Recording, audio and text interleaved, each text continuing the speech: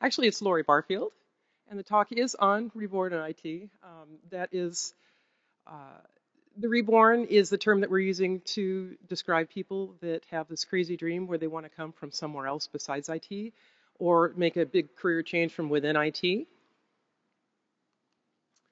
So a little bit about me. I started out in computing when I was 21 years old as a programmer, and I've been in the aerospace industry, the computer game industry, the ISP industry, the Hollywood industry, the startup industry since then. In the process of my career, the companies I've worked for and the industries I've worked in have been, some of them have gone through really major changes. And as a result, I had to recareer.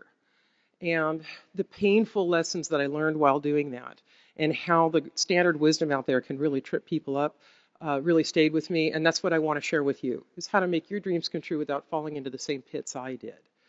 In my time as I've been an engineer and a hiring manager and executive, but all along, as I've been part of the hiring process, I've always been known as a hiring contrarian. And that's because I believe we're doing it wrong. And I'm going to prove it. So what is recareering? Changing your career trajectory means that you've started off on one path and you decided that you'd rather do something else.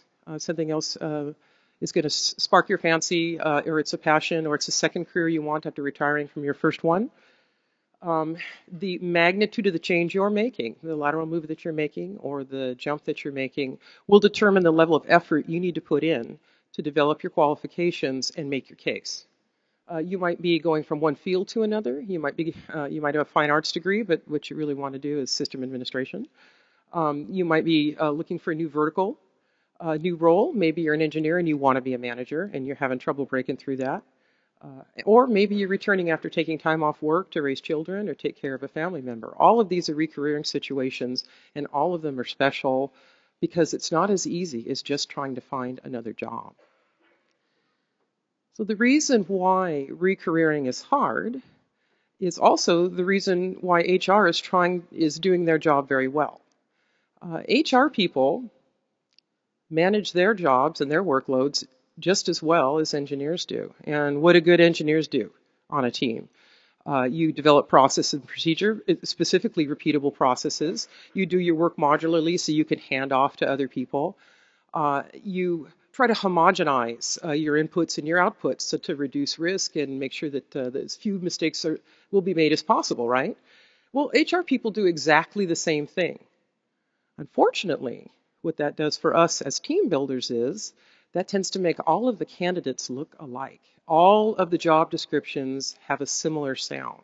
All of the career paths look very regularly stratified. And that's not really how teams work. That's not how companies grow. And the best teams, the most resilient teams, the teams with the most ability to adapt are the diverse teams. So it's actually self-defeating that this is what our HR practices are like. So here's one slide. This is particularly for hiring managers.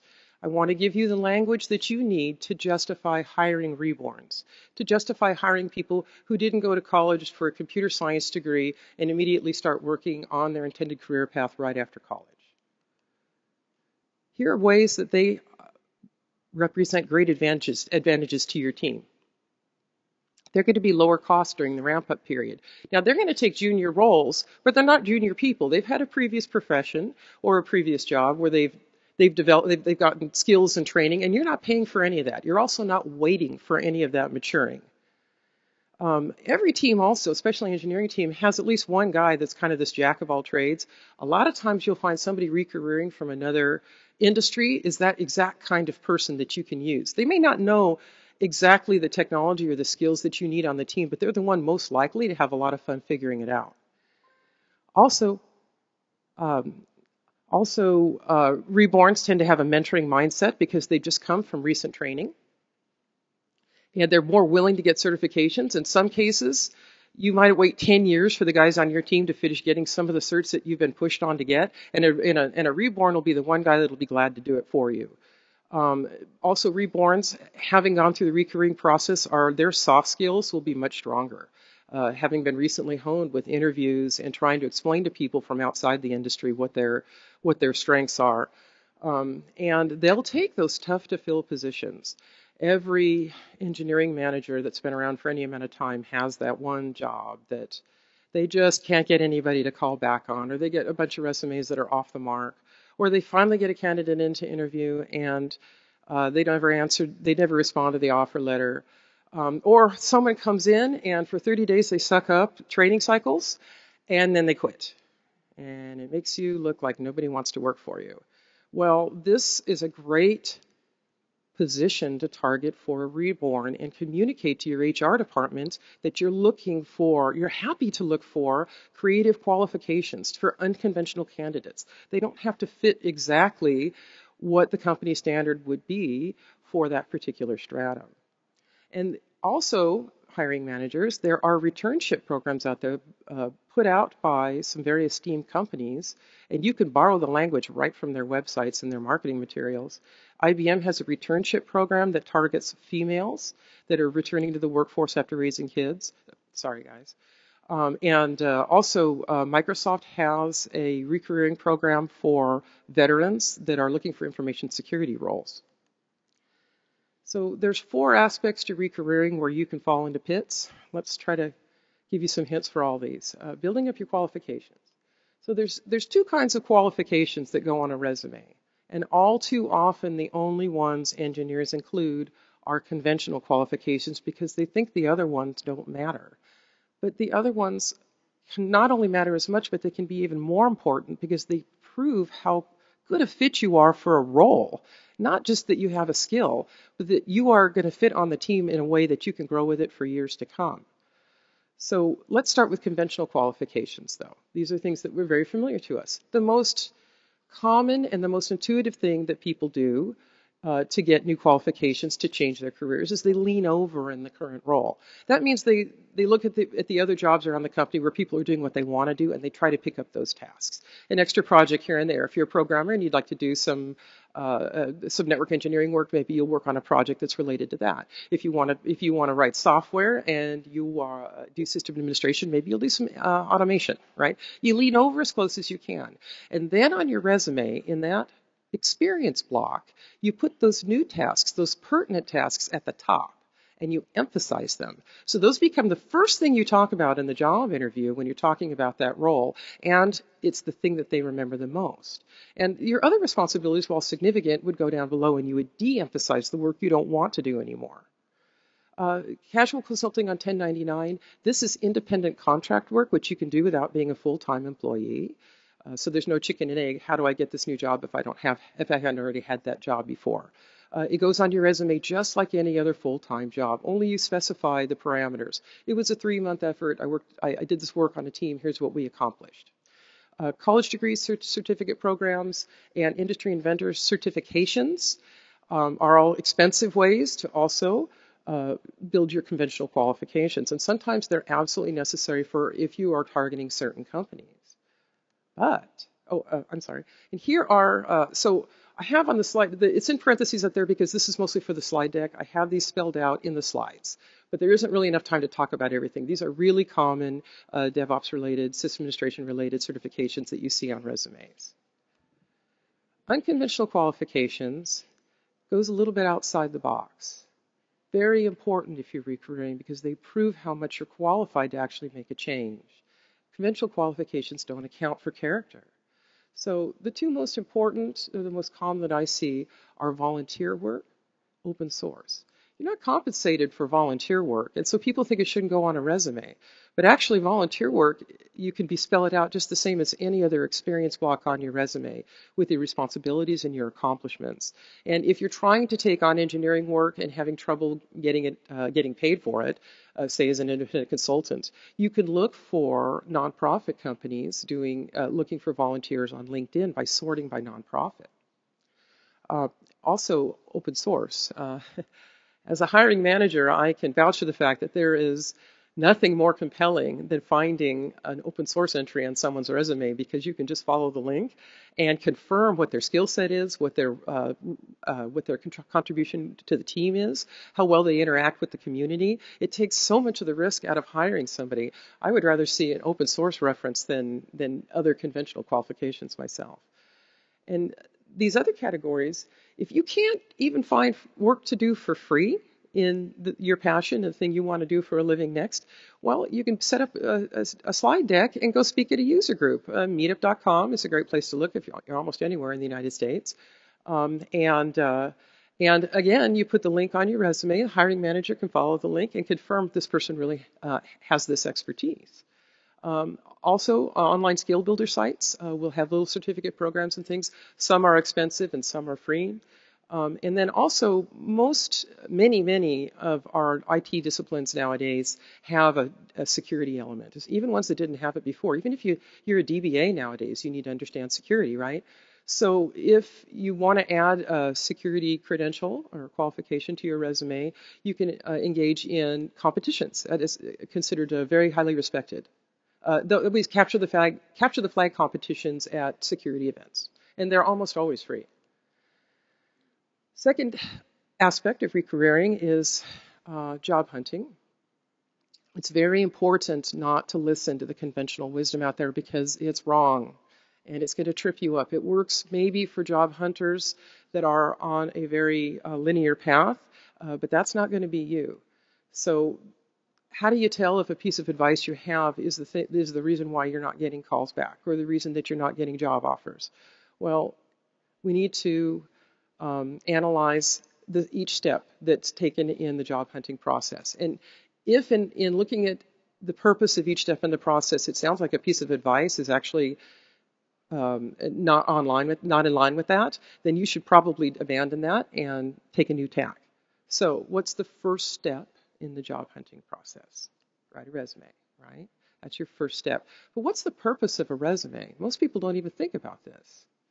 Purpose of a resume is to get a call back. The second thing a resume does is it serves as a table of contents in your job interview, but the first purpose of a resume is to get a call back. So if you're sending out a bunch of resumes and nobody's calling you back, what does that tell you? Your resume has to change. It doesn't matter if it's a work of art, if it's great, if it's complete.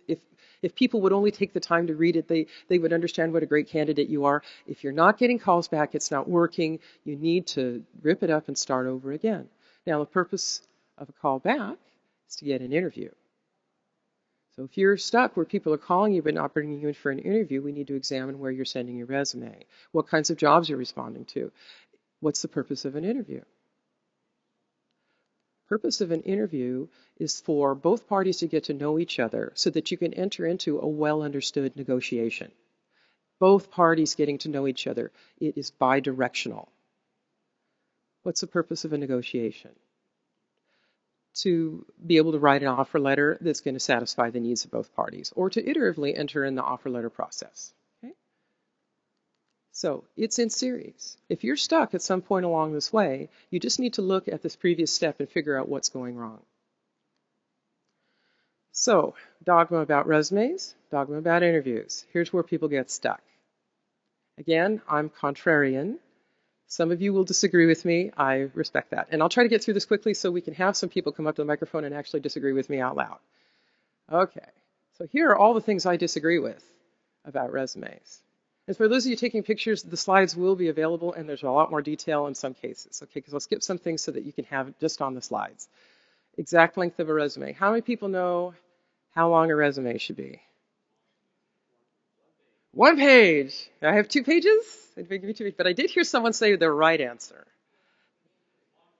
As long as it needs to be. Now, this is something I run into all the time as a hiring manager when people are trying to cram data into 1 page or 2 pages and they're using an 1/18 of an inch margin and tiny fonts and it doesn't sound anything like them, so you can't get a sense of who they are. This is very distracting. How long should a book be? How long should a book be? As long as it takes to tell the story. Exactly. If you take all of the information out of the resume that doesn't belong, that doesn't prove that you would be a good candidate for a particular role, and you emphasize the things that actually make your case, you're going to find out your resume is exactly the length it needs to be.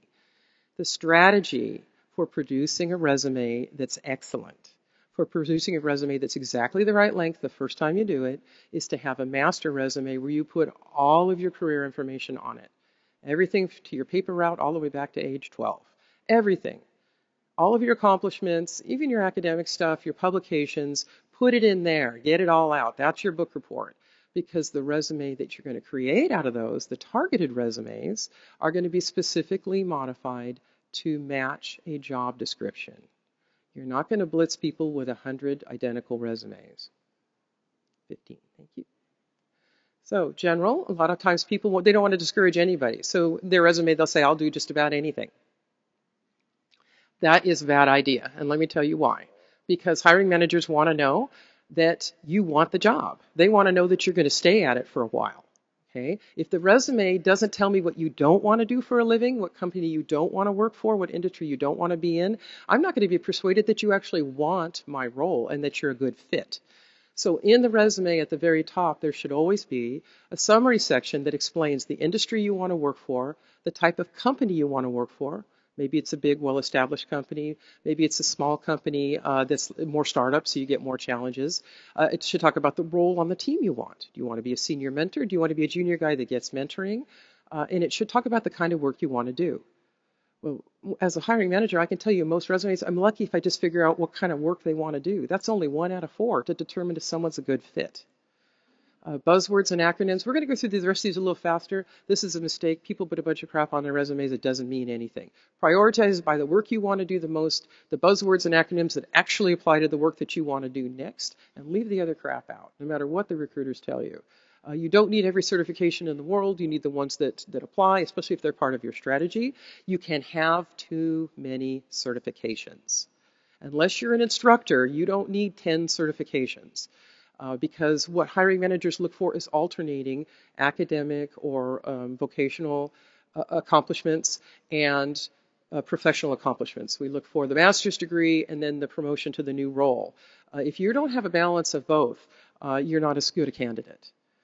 Blitz. How many people have sent out dozens of resumes at the same time? One person. Okay. So this is a piece of conventional wisdom. Just send it out to everybody. But if you're recareering, and you have a resume that nobody's giving you calls back on, if you blitzed everybody, what have you just done? You saturated all of your best leads with a version of the resume that doesn't work. Using formulaic section titles, get creative with your resume. If you have unconventional qualifications, create a category that's just for here's my community. Here are my community events that I've been involved in. Here's the volunteer work I've done for my daughter's school. You can make your own sections up. As long as they prove the case that that makes you more qualified for this new role, you're right on target. Employment gaps will make people apologize in a job interview, and I want to turn that around. If you find yourself feeling like an employment gap is a downside on your resume, you just need to work harder on turning that around and applying it to make you sound like someone who adapts to new situations. If you took off a couple of years and in that time you recharged your worker bee batteries and you earned a certificate and you went to a bunch of user groups and you learned how to do a particular new kind of technology, then that goes on your resume in a whole block as if it was a whole job. And that is a really persuasive case to your next employer that you're the kind of person that's self-motivated, that knows what he wants to do for a living or she wants to do for a living, and you're willing to do what it takes in order to step up to some new discipline.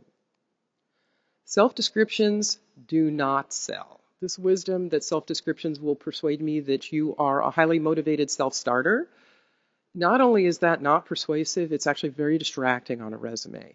Your resume should have a summary at the top, and everything else should prove that summary, should prove that you are qualified to do that thing that you want to do for a living. You don't need to describe yourself to me. And the last point I want to make here is the mentality that everyone exaggerates. This is terrible, especially people who are recareering and they don't understand how a new industry works, or junior people just coming out of college and don't have any industry experience. They get told everybody exaggerates. So if you don't, that other guy that's interviewing with you is going to get the job. You know, if you worked on 10 servers, say it was 50, right? If you had 30 users, say it was 300. Well, if you're recareering, this is a really good way to get tripped up quickly because the person across the table from you that you're interviewing with knows a lot more about the industry than you do. And also you can tell on someone's resume when they're exaggerating. The one thing people tend to do most often is they describe their boss's job. and you look at the role and you look at what they say was done on it was pretty it's usually pretty clear. It usually jumps out at you. Do not exaggerate on a resume. If you look at your resume and you feel like it is weak, you feel like it doesn't make your case, what do you need to do? Build up more conventional and unconventional qualifications until you feel like you've proven your case. So in the interest of time, we're going to go quick. Just to recap, resume development itself is a process with a purpose. You create your master resume, which actually helps solidify in your mind what the arc of your career has been. It teaches you about yourself and helps you decide what you want to do next. And then the essay approach is critical to make a resume that's readable, and it needs to be targeted to each individual role. These other items are on the slide deck. Okay. At interviews, some of the wisdom is going to throw you. Don't do this. You interview them. They don't interview you. You're a junior. You're going to need to compromise on salary if you're changing careers, but money is not what's important. You have a new dream. You want to do something new for a living. What you want is training and mentoring and challenges. You want someone who's going to give you the hard work to do even though you're brand new on the team. So you interview them. It's okay to ask a hiring manager, well, what is your training budget? How many people got certifications last year? When was the last time someone got to go to a conference on your team? Practice your interview answers until you can do short 30-second responses. Don't go negative, even if you've been laid off or if you've had time off. Remember, all of the things on your resume that may seem like a negative can also prove that you are a good candidate to be reborn into a new IT career. Making a case that avoids prejudices. Here's one I get asked about a lot. Okay, so there is a lot of prejudice out there in the IT industry, especially. It can be difficult. And hiring managers don't even know when they're engaging in prejudice. So here are the things to avoid, okay? If you're 45, 50, if you've got gray hair and you're trying to re-career into IT, don't talk about your boat. You can talk about your boat and invite them to come sailing with you anytime after they hire you. Don't walk into the interview and talk about things that you leave them with the impression that you're ready to retire, okay? Talk about leaving. If you talk about how disciplined you are, sometimes that's code for I leave at 5 p.m. every night. That means you're tired at the end of the day, right? Now, if you're a woman, now men don't have as much prejudice this way, but it can hurt everybody to be out of the workforce to raise kids. If you're a woman especially, and you're in an interview and you've been out of work for a few years, you know what happens. The state-of-the-art moves underneath you, and you're actually re-careering to get back in, even though you used to be on top of the world. Don't talk about your children. Do that at a different time. Show them the pictures of the baby later after you've gotten to know them. Managers, they never think that they're using prejudice, but it comes up for them. So don't challenge that. Okay? The one thing that's in the back of everybody's mind is she just going to leave right away to have another baby, right? And also, if you've taken off work because you were ill, you can just find other things to talk about at the time because you don't want to leave them with the impression that you're not well yet. Okay. Just quickly with this is in the slides. This is what's happened with the workforce in the United States. That red line is age 65 and up. On the left side is the year 2000, and that is as of August of 2018, and you see how the workforce is getting older. At the very bottom, we've got ages 16 to 24, the light blue line. Younger people are not working at as high a rate, and that's because they're going to college more. So older people have a better chance nowadays. Also on the slides, here are the jobs that are 2 times or 3 times more likely for baby boomers to take. Targeting roles and employers. There are returnship programs, as I mentioned, and you need to look for those stale job postings that haven't been filled. And the 3 industries in the United States that have the most employment are education and health, professional services, and manufacturing. So if you don't know where to start, but you kind of know what you want to do for a living, look in these 3 industries. They have the most jobs. Here is where you can get your intel before going to job interviews to figure out the inside scoop on the companies. Again, this is in the slides. And using community resources. Since you're in this meeting right now, you're already doing it. You're going to a conference and you're going to a talk where someone's trying to share their wisdom with you. That's what this talk actually came out of. Was 2 years ago, I co-founded a security conference in Southern California called ShellCon. And my contribution as the co-founder was to create a career development arm to the conference, which kind of took off and got a life of its own. And now I travel around and I do workshops and talks on career development. And ShellCon is the name of the conference, and RaiseMe is what the nonprofit effort is called. And there's a table in the back with some of the handouts. So if you're looking for help, this is another place to get some free help. And there we go. We have time for questions. If someone wants to come up and challenge me, tell me how wrong I am. Reference.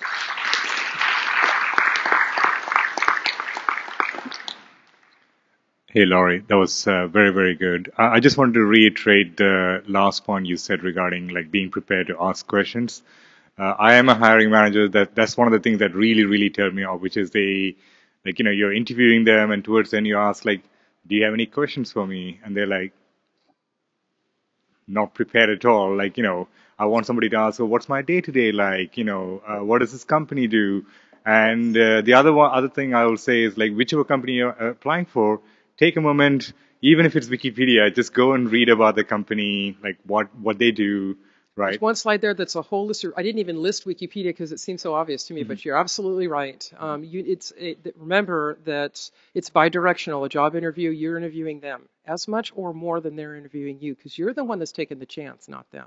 Mm-hmm. Because we have so many people applying, then sometimes you're like, who seems to be the most interested and will fit? Right. Who stands out the most? Who wants the job the most? Exactly. The people that want the job the most are the ones that are going to stay the longest. Go ahead. You any disagree with me on something?